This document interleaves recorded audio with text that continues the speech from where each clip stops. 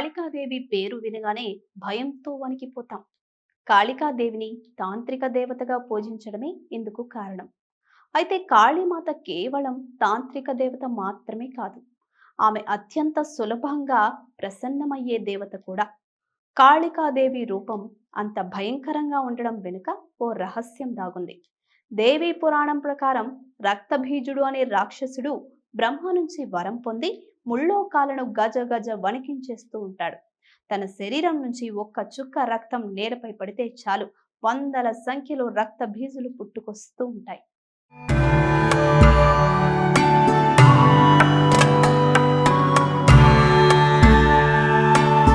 ఒక్కడితోనే ముల్లోకాలు వణికిపోతుంటే వందలు వేల సంఖ్యలో రక్త బీజులు పుట్టుకొస్తే ఆ విధ్వంసాన్ని చూడలేక దేవాది దేవతలంతా పరమశివుడి వద్దకు వెళ్లి ప్రార్థించగా పార్వతీదేవి కాళీ అవతారంగా మారి రంగంలోకి దిగుతుంది. రక్త బీజుడి శరీరాన్ని ఖండ ఖండలుగా చేస్తే రక్తం చుక్క కింద పడకుండా నాలుక జాపి జుర్రేస్తూ అంతం చేస్తుంది. అదే కోపంతో రక్త బీజుడి కంఠాన్ని ఖండించి ఈ కంఠం నుంచి కారుతున్న రక్తాన్ని జుర్రుతూ హాహాకారాలు చేస్తుంది. దీనికి కారణం ఆమె తాగిన రాక్షసుడి రక్తమే. రాక్షసులు అంటేనే తామస గుణ సంపన్నులు.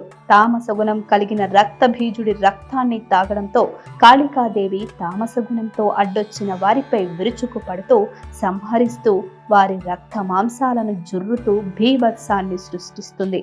రక్తబీజుడు మరణించాడని సంతోషించాలో లేక కాళికాదేవి రూపంతో కొత్త సమస్య వచ్చి పడింది అని బాధపడాలో తెలియక శోకింపసాగారు.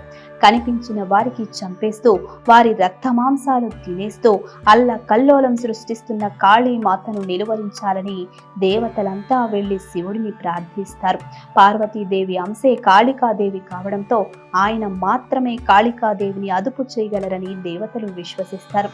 దేవతల గోడు విన్న మహాశివుడు ఆమెను అదుపు చేసే బాధ్యతను భుజానికి ఎత్తుకుంటాడు.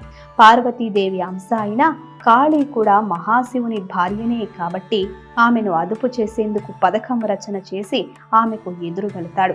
తన 8 చేతులతో రక్త మాంసాలను పట్టుకొని భుజిస్తూ వస్తున్న కాళీమాత ఉగ్ర స్వరూపాన్ని చూసిన వారు ఎవరైనా సరే గుండెలు ఆగిపోతాయి. కానీ శివుడు స్థిరంగా నిలబడి ఆమెను చూస్తూ ఉంటాడు. దూకుడుగా వచ్చిన కాళికాదేవి మహాశివుడిని కిందకు తోసేస్తుంది. కింద పడిన మహాశివుడి హృదయంపై కాలు వేస్తుంది. అలా కాలు పడిందో లేదో ఒక్కసారిగా అమ్మవారి హృదయం కరిగిపోతుంది. తన చేతుల్లోని రక్త మాంసాలను దూరంగా విసిరేసి సిగ్గుతో తలదించుకుని పక్కకు జరిగి నిలబడుతుంది.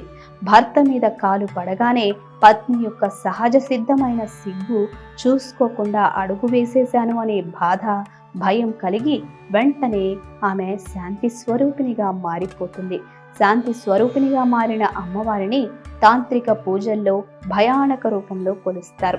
అమ్మవారికి బలులు ఇవ్వడం సాధారణం. తాంత్రికులు కాళీమాతను ఉగ్ర స్వరూపిణిగా పూజిస్తే రామకృష్ణ పరమహంస అదే అమ్మవారిని శాంత స్వరూపిణిగా ఆరాధించాడు. ఏ విధంగా పూజించినా ఆరాధించినా అంతిమంగా అమ్మవారి దయనే కదా కావలసింది. Please subscribe to the channel and download the Politicos app from the links in the description.